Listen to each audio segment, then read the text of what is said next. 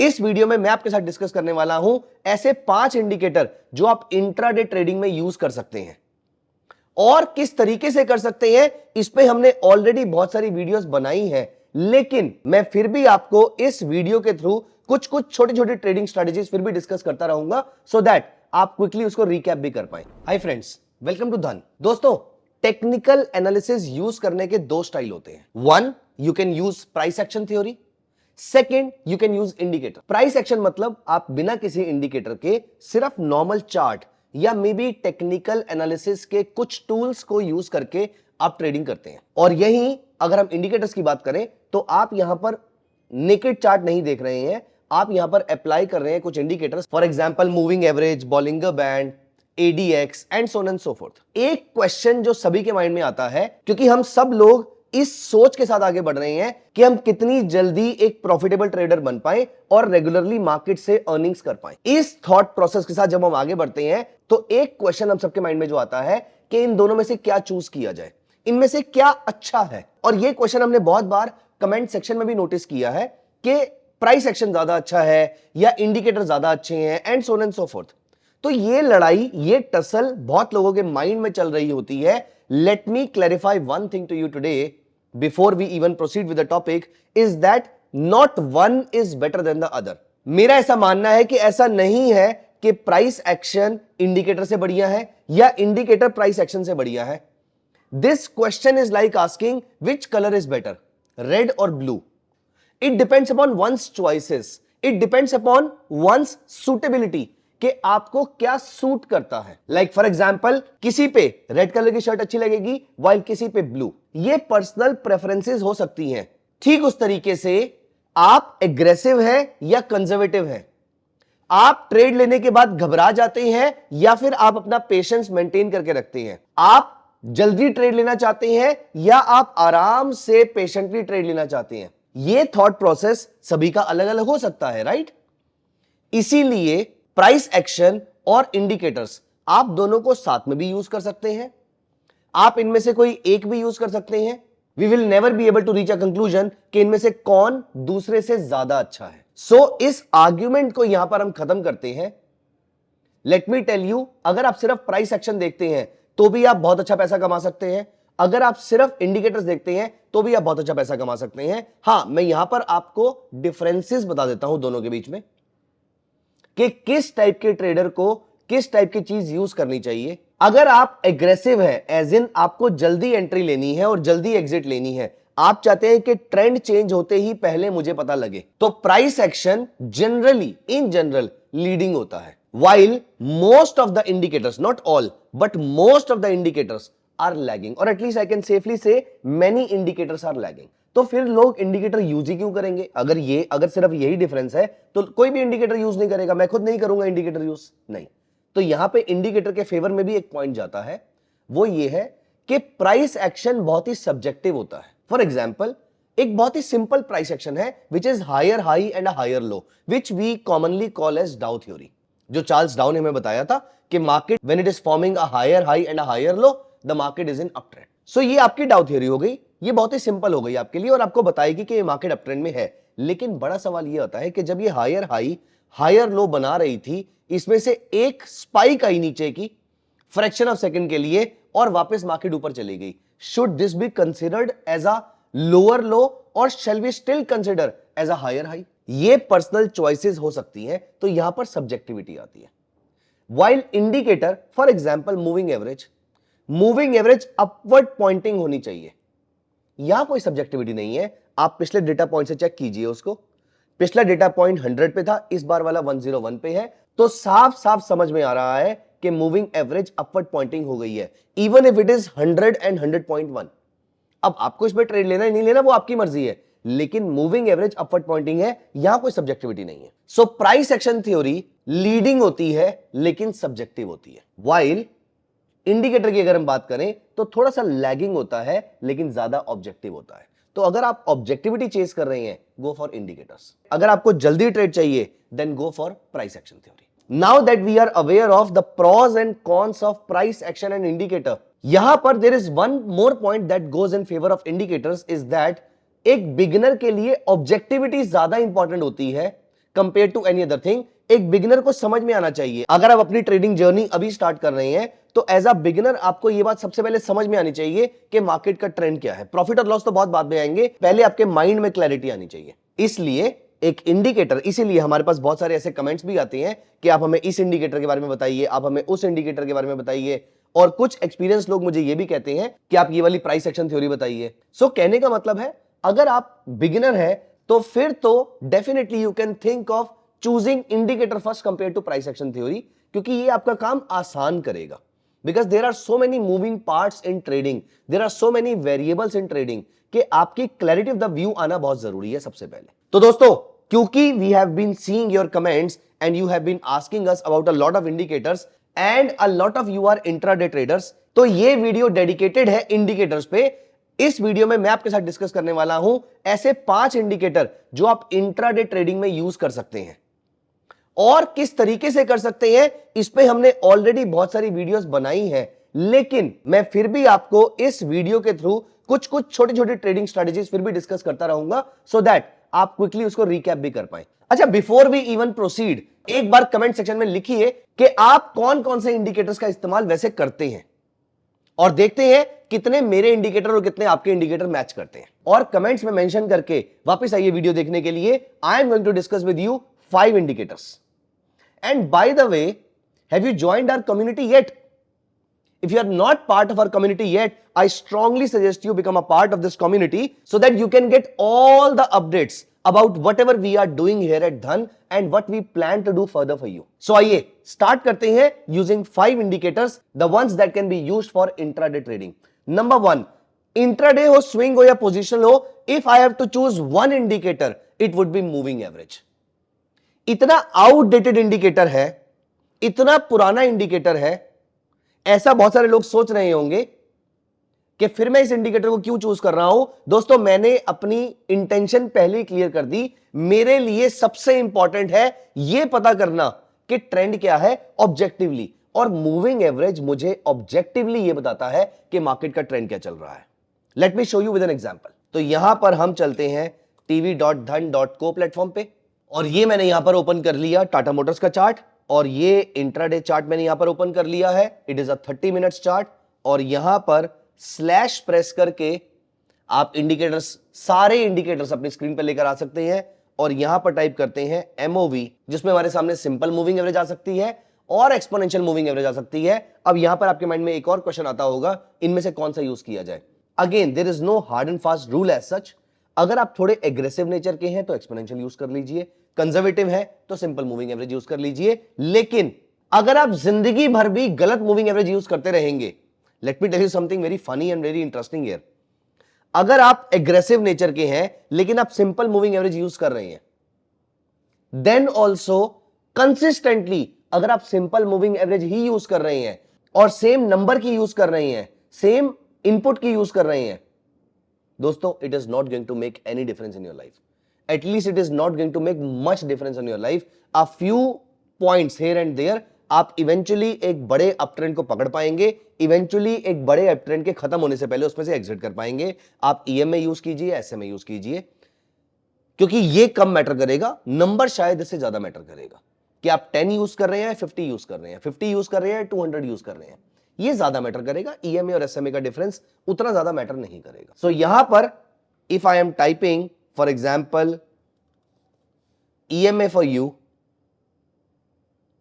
so if I'm typing EMA for you, as you can see it's a 9 period EMA. so 9 period, 20 period, 25 period, 50 period, 100 period कौन सी use करनी है।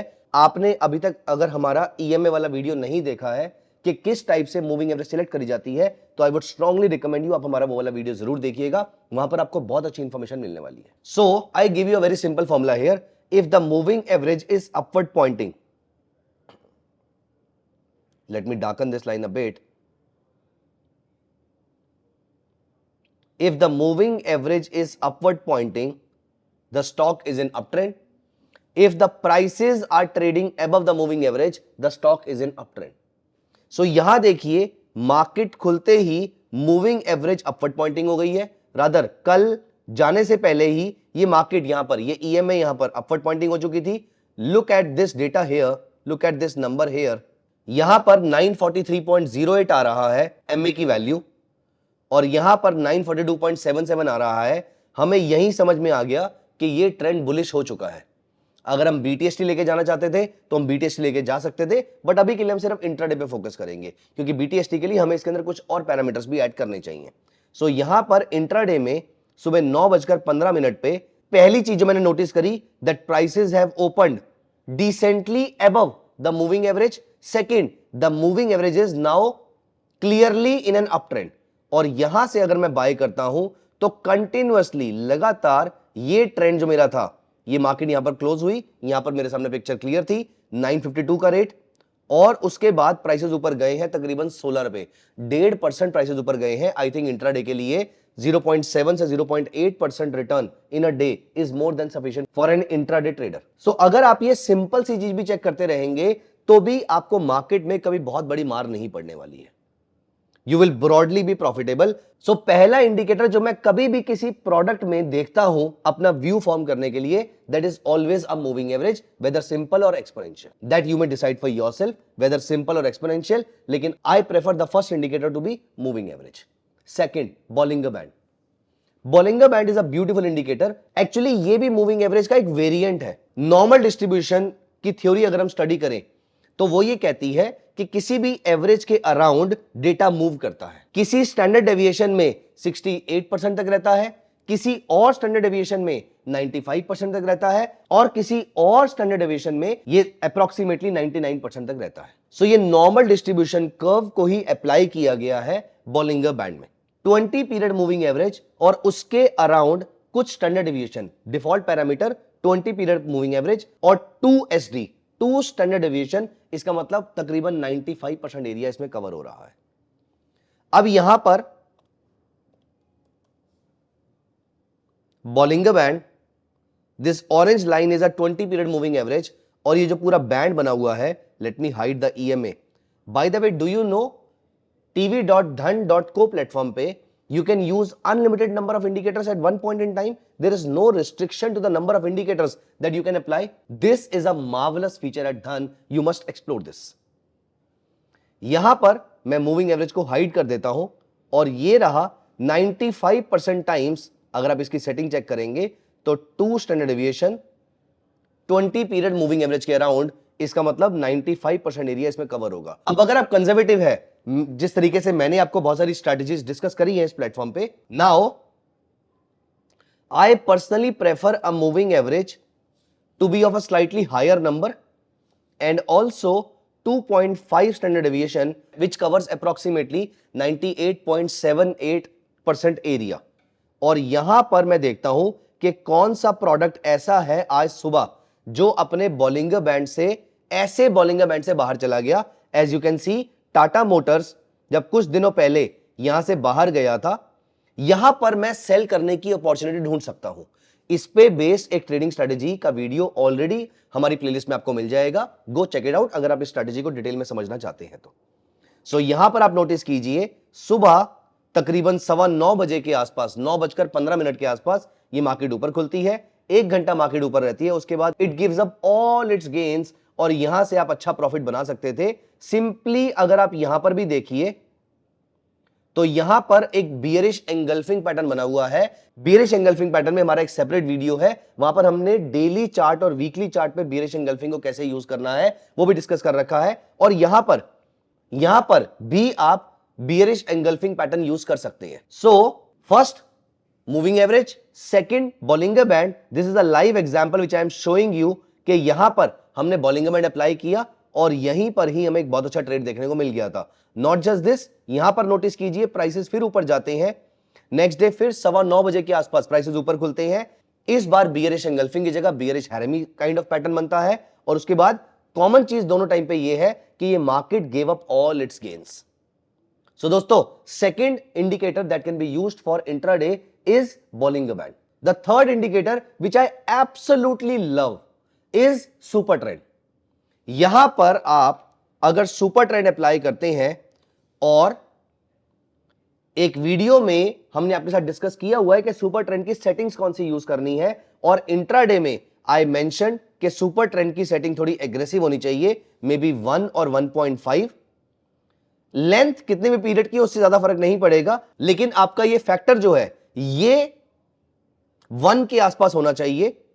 अब यहां देखिए, जब ये प्राइसेस सुपर ट्रेंड के नीचे आए थे, मुझे यहां इंडिकेशन मिला होगा शॉर्ट सेल करने का। So moving average, Bollinger band, super trend, यहां नोटिस कीजिए सेम चीज। अगर मुझे यहां पर कुछ समझ में नहीं आ रहा, if the prices have come below the super trend, I would absolutely and confidently I would like to go short at the break of the super trend on the downside. So 1 moving average, second Bollinger Band, third super trend. So अगले जो दो indicator हैं, मैं इनको as a support use करता हूं। और किस तरीके से मैं इनको यूज करता हूं? For example MACD। सो यहां पर as you can see MACD और स्टोकेस्टिक, ये दो इंडिकेटर मैंने यहां पर अप्लाई कर दिए, जहां पर स्टोकेस्टिक मुझे सबसे पहले सिग्नल देगा कि ट्रेंड रिवर्स हो चुका है। हैव अ लुक हियर, इसने मुझे यहीं पर बता दिया अगली कैंडल पे ही, इस रेड कैंडल पे, कि मार्केट यहां से रिवर्स करने वाली है। और उसके बाद से लगातार ये मार्केट नीचे ही रही। एंड उसके बाद MACD ने मुझे यहां पर कंफर्मेशन दी थी कि मार्केट यहां से अभी शार्पली ऊपर नहीं जाने वाली है, so you can stay short. वो बात हो रहा है कि उसके नीचे मार्केट ज्यादा नीचे गई नहीं, लेकिन शार्पली ऊपर नहीं जाएगी, ये मुझे MACD ने बता दिया था। क्योंकि MACD itself was in a sell signal. As long as MACD is in sell, it is highly unlikely कि मेरे ऑपोजिट कोई बड़ा मूव आएगा। मैं ये नहीं कह रहा मेरे फेवर में शार्प मूव आएगा या मेरे फेवर में ही मूव आएगा, बट मेरे अगेंस्ट बड़ा मूव नहीं आएगा। दोनों चीजों में डिफरेंस है। तो MACD is more of a risk management tool for me. While trade करने के लिए मैंने स्टोकेस्टिक, बॉलिंगर बैंड और सुपर ट्रेंड का सहारा यहां पर लिया था, राइट? सो अगर वो मार्केट फ्लैट भी रहेगी, MACD सेल में है, अगर उस समय मार्केट फ्लैटिश भी रहती है, तो भी at least as an option seller I do not need to worry much about it. So we have talked about these 5 indicators, और ये मेरे तर्कश में तीर की तरह काम करते हैं। मैं अलग अलग टाइम पे, depending upon the market condition, depending upon the product, मैं इन इंडिकेटर्स को यूज करता हूं। और ये इंडिकेटर मदद करते हैं मेरी मार्केट का क्लियर व्यू फॉर्म करने के लिए, at the same time trade initiate और एग्जिट करने के लिए। सो दोस्तों, 5 indicators, let me recap. 1 moving average, second Bollinger band, third super trend, fourth MACD and fifth stochastic. Without changing any parameter of MACD and stochastic, मैं उसको as it is use कर रहा हूं इंट्राडे के लिए। सुपर ट्रेंड के लिए मैंने पैरामीटर को थोड़ा छोटा किया है क्योंकि मैं इंट्राडे में कर रहा था। बॉलिंगर बैंड के पैरामीटर को मैं हमेशा बड़ा रखता हूं, because I am more of a conservative trader. मुझे छोटे छोटे मूव्स नहीं चाहिए, मुझे मार्केट के एक डायरेक्शन में जाने के बाद एक बड़ा मूव चाहिए। एंड लास्टली मूविंग एवरेज, जो जनरली मेरे छोटे पीरियड की रहती है, 9, 15, 20, somewhere around that for intraday. So अब हमें कमेंट सेक्शन में बताइएगा कि आपके इंडिकेटर और मेरे इंडिकेटर कितना % मैच कर रहे थे, और आप कौन कौन से इंडिकेटर्स यूज करना चाहते हैं, आप कौन कौन से इंडिकेटर्स सीखना चाहते हैं। Please do let us know in the comment section. Thank you so much, see you in the next video. Thank you so much, see you in the next video. Bye bye. Investments in the securities market are subject to market risk. Read all the related documents carefully before investing.